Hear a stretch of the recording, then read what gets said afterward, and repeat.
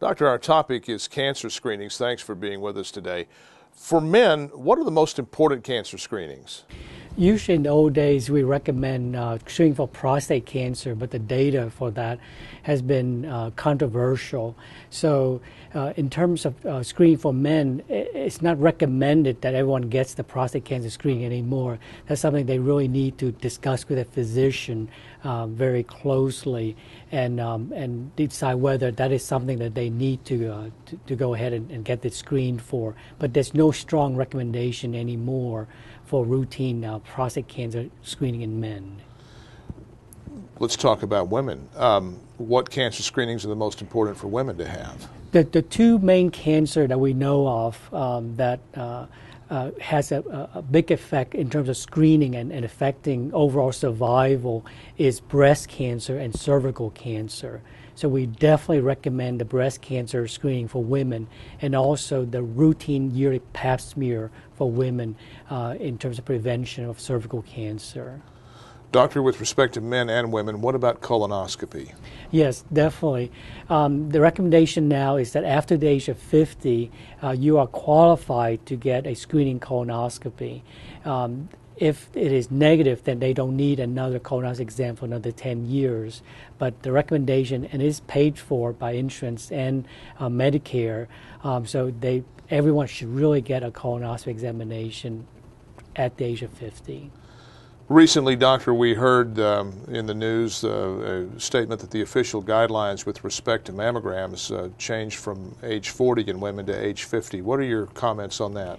I think the data that they decided on that is rather early still. I think a lot of the physicians out there are still sticking by the old recommendations. I think the new recommendations are maybe premature for us to make a final decision on. So I don't think anyone would change their routine practice based on those recent recommendations yet. I think it's very new and very early for us to make a final decision. So I do not want those recommendations that came out recently to discourage women from going to get their routine mammogram.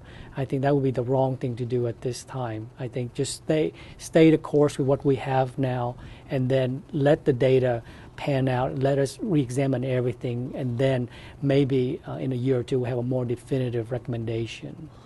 Doctor, what level of concern do you have regarding false positives in cancer screening? I think that is always something of concern when you do a test.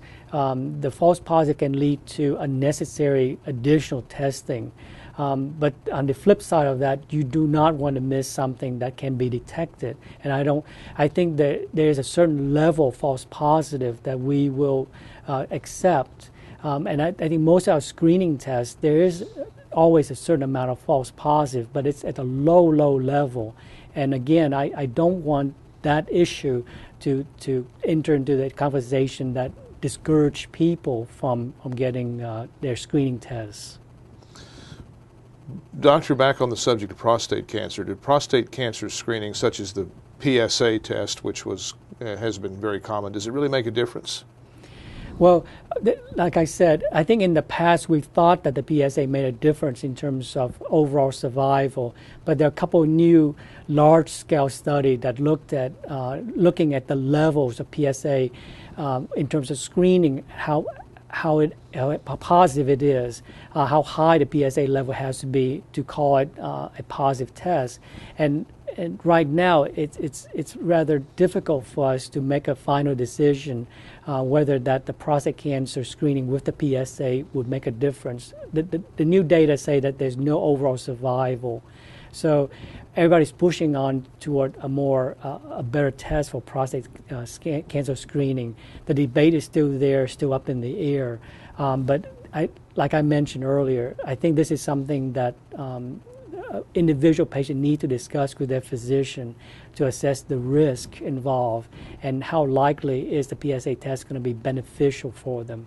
And if it's beneficial, then go ahead. But right now, there's no recommendation for widespread screening for every man in terms of using the PSA for prostate cancer screening.